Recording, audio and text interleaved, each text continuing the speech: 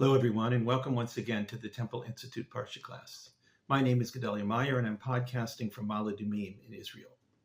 Among the many emotions we all possess and have to deal with in the course of our lives, the emotion of shame stands out, perhaps, as the most uniquely personal. Every emotion, of course, is intensely personal. They are, to a great degree, what shapes and forms each one of us as a person. Nothing can be more personal than love. But in its true form, it always involves somebody else. Fear is about as personal as things get, but it frequently seems to come from outside, as if it was imposed upon us by a force greater than ourselves.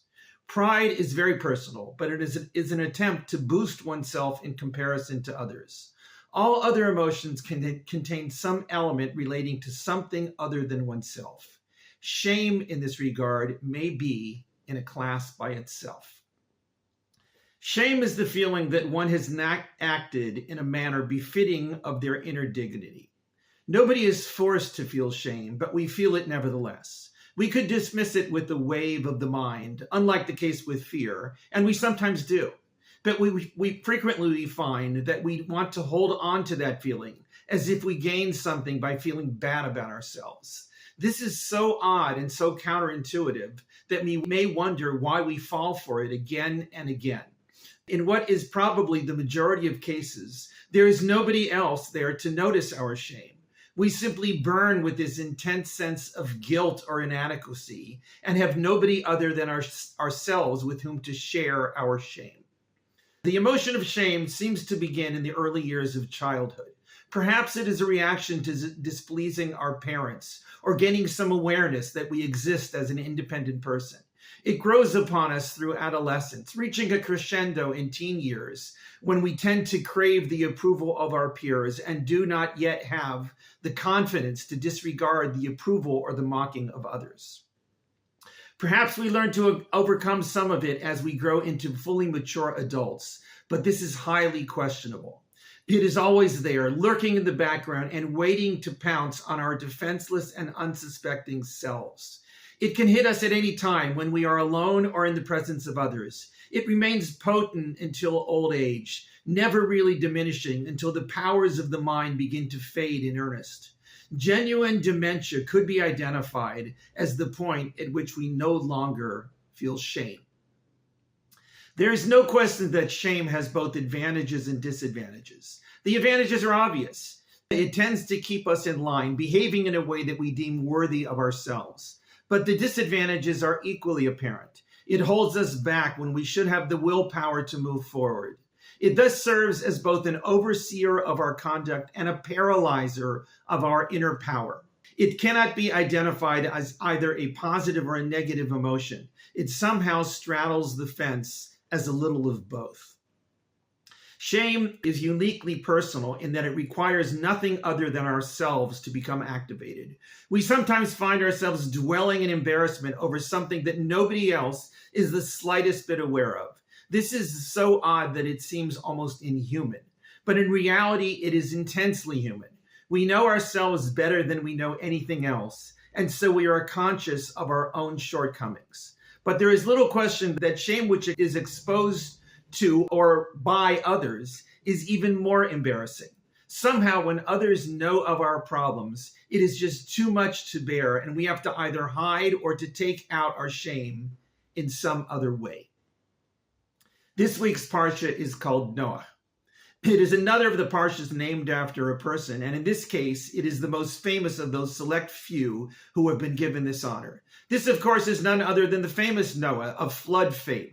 This is the Parsha of the flood. That catastrophic event is almost entirely contained within this Parsha and is rarely mentioned again in the rest of the Bible.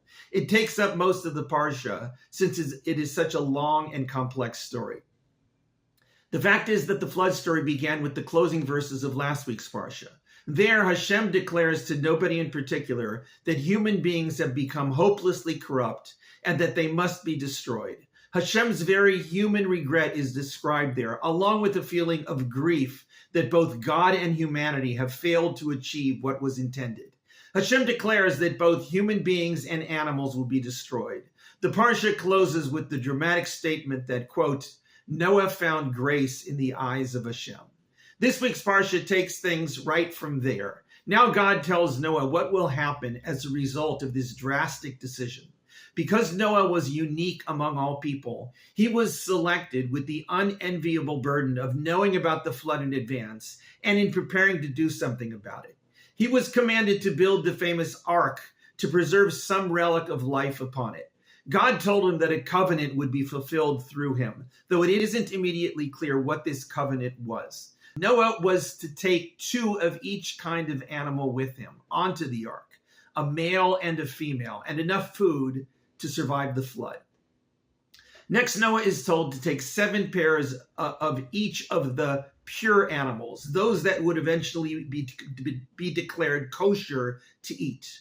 The purpose of this seems to have been to be able to reproduce those species in the future so that they would be available for use by people after the flood. When the flood actually happens, it is as devastating as foretold. It rained for 40 full days and nights, and all life was destroyed from the face of the earth.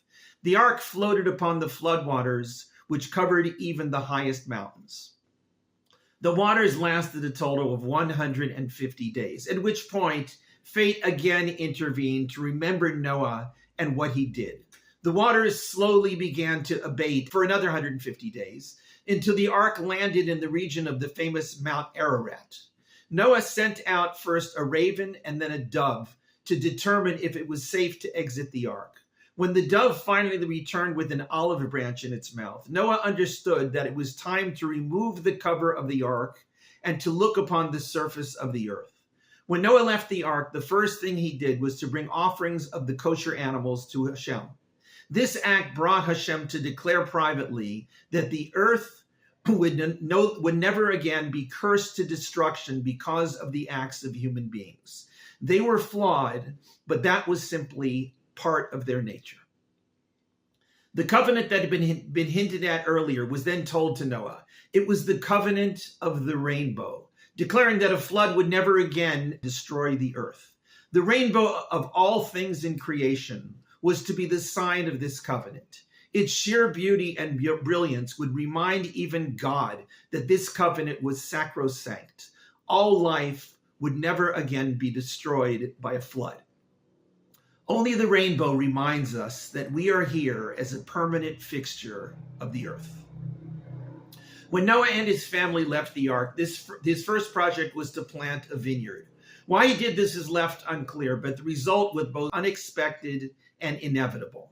Noah, the man who saved humanity from the destruction of the flood and who brought offerings to Hashem which would prevent another such catastrophe, got drunk. Not only did he get drunk, but he exposed himself in his tent. While it is unclear what this really means, it is obvious that it was problematic. His nakedness was detected by his youngest son, Ham, who then went outside and told his 2 brothers, Shem and Japhet. They in turn took a blanket and covered their father's nakedness, walking backwards so as not to actually see it. When Noah finally woke from his stupor, he understood what had happened. He realized that his youngest son, Ham, had in some way done something terrible to him. He then cursed Canaan, the son of Ham, to be a permanent slave to his brothers. He blessed Hashem, whom he described as the God of Shem, declaring Canaan to be his slave. He declared that God would be generous to Japhet, who would dwell in the tents of Shem, also having Canaan as his slave. This little unsavory incident ends rather abruptly at this point, and that is the close of the greater story of the flood. What exactly did Ham do to his father that warranted this harsh punishment? He was really nothing other than the person who happened to spot Noah in the state of his drunken nakedness. He told his brothers, and they immediately covered up the nakedness, taking care to not actually see it. But Ham had to see it. He had no advance warning that Noah was naked, and therefore could not have been expected to turn his eyes away. What else was he supposed to do? Jewish tradition advances a few explanations as to what was really taking place behind the scenes in this little incident. One of the traditions is that Ham actually castrated his father, and that this was what Noah had realized what his youngest son, had done to him. While this idea is quite well known in Jewish circles, it does add quite a bit to the words of the text. But the first idea that may spring to mind upon hearing about a son witnessing his father's uncharacteristic nakedness is of something sexual. While the text doesn't actually say what this was, the underlying suggestion is always there. Perhaps the simplest explanation of this story is that Noah was indeed exposed, and his sexual secrets, whatever they may have been, were at least partially revealed to at least his youngest son. This was no fault of that son, but they were revealed nevertheless. The person to blame was Noah himself. He had allowed himself to get drunk and to let down his guard about his nakedness. He really exposed himself. But it was Ham who saw it. Even though he was not to blame for this, he was the one who took the brunt of Noah's shame. Noah had to take out his shame on somebody. It was either on himself or on Ham. It was Ham who was forced to take the blame for Noah's shame. Noah had to take out his shame on somebody. It was either on himself or on Ham. It was Ham who was forced to take the blame for Noah's shame. This is the way we are made. When we do not have the luxury to face our own shame in the privacy of our own minds, we have to dish out our rage at our own inadequacies onto others.